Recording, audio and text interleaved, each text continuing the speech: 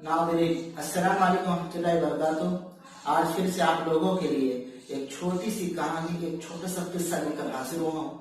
ये कहानी सुनन अबू दाऊद में मौजूद है।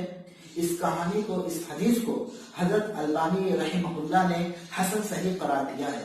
आपको स्क्रीन पर हदीस नंबर, कहानी नंबर नजर आ रहा होगा। इसकी मजीद तफसील आपको डिस्क्रिप्शन के नीचे मिल जाएगी।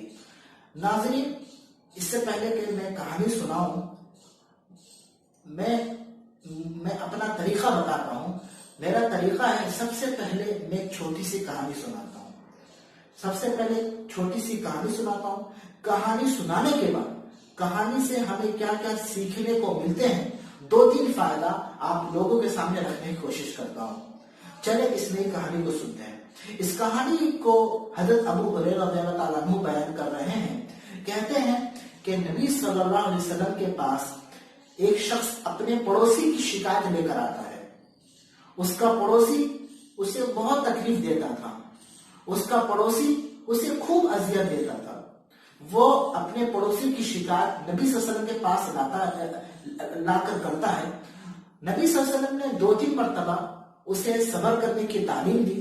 उसे कहा, सब्र करो, हो सकता है तुम्हारा पड़ोसी सुधर जाए, सीधे रास्ते पर आ जाए, अल्लाह से डरने लगे। लेकिन उसका पड़ोसी मानने को तैयार नहीं था। उसे बराबर तकलीफ देता, उस पर बराबर जुल्म करता, पीछे हटने का नाम नहीं ले रहा था। चौथी मरतबा वो नबी सल्लल्लाहु अलैहि वसल्लम के पास आया अपने पड़ोसी की शिकायत लेकर। तो नबी सल्लल्लाहु अलैहि वसल्लम ने कहा, ऐसा करो कि तुम अपने घर का सारा सामान सड़क पर ला के रख दो और वहीं सामान के पास बैठ जाओ। उस शख्स ने वैसा ही किया। घर का सारा सामान लाकर रोड पर रख दिया और वहीं बैठ गया। जब लोग सड़क पर चलते उसके पास आते, उसके पास आकर पूछते, क्या वजह है, क्या माजरा है, तुम सारा घर का सामान लाकर सड़क पर बैठ गए हो? तो वो लोगों को बताता, वो लोगों को उस अपने पड़ोसी के बारे में, उसके मुताबिक बताता कि उसके साथ उसका पड़ोसी उसके साथ क्या सलूक करता है। जब लोग ये सुनते तो उसके पड़ोसी पर लानत भेजते, उसके पड़ोसी के बारे में बद्दुआ करते, अल्लाह उसके साथ ऐसा करे, अल्लाह उसके साथ वैसा करे। जब उसके पड़ोसी को ये खबर पहुंची, जब ये सारी स्क्रीन उस तक पहुंची, तो उसका पड़ोसी उससे माफी मांगने उसके पास आया और उससे कहा कि अब आप अपने घर जाएं, वापस जाएं, अब दोबारा से आइंदा मेरी तरफ से आपको शिकायत का कोई मौका नहीं मिलेगा। नाज़रीन, ये कहानी यही खत्म हुई। इस कहानी से हमें 2 अहम सबक सीखने को मिलते हैं। पहला, अपने पड़ोसी को कभी तकलीफ मत दो, उसे कभी परेशान मत करो, खा वो मुस्लिम हो या गैर मुस्लिम हो। इस्लाम में पड़ोसी पर जुल्म करना, उसको सताना एक बड़ा गुनाह है। दुनिया में वो अल्लाह और अल्लाह के बंदों की लानत का मुस्तहिक होता है और आखिरत में उसे अज़ाब इलाही का सामना करना पड़ता है। तो कभी भी अपने पड़ोसी को तकलीफ मत दो। ये एक अहम सबक हमें सीखने को मिलता है।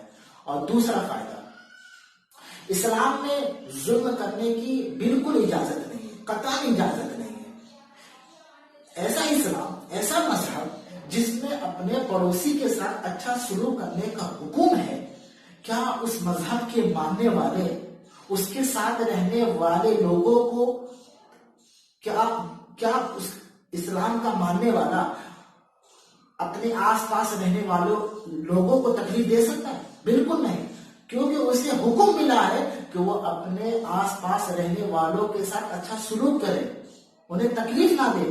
तो हमेशा दुश्मनान इस्लाम की ये कोशिश रही है कि इस्लाम को किसी ना किसी तरीके से बदनाम किया जाए। तो उनकी ये कोशिश है, जैसा कि अभी कुछ दिनों पहले हिंदुस्तान में एक कानून पास होता है जिसका नाम है CAA।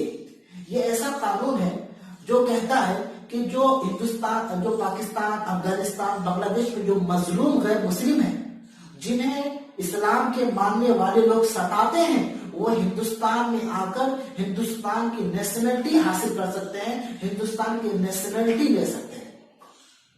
देखिए, ये हो सकता है ये कानून इस्लाम को बदनाम करने की एक चाल हो, एक कोशिश हो। کیونکہ اسلام کبھی بھی ظلم کی سرپرستی نہیں کرتا ہے، ظلم کرنے کو نہیں کہتا ہے کہ اپنے ساتھ رہنے والوں لوگوں کے ساتھ ظلم کرو۔ تو یہ ایک چال ہو سکتی ہے کہ اسلام غیر مسلموں پر ظلم کرتا ہے، ان کو ستاتا ہے۔ ناظرین، یہ کہانی آپ کو کیسی لگی؟ اگر پسند آئی ہے تو اپنے جاننے والوں کو شیئر کریں۔ بس اتنا ہی کہنا تھا۔ جہاں بھی رہیے گا اللہ تعالیٰ سے ڈرتے رہیے گا۔ السلام علیکم ورحمۃ اللہ وبرکاتہ۔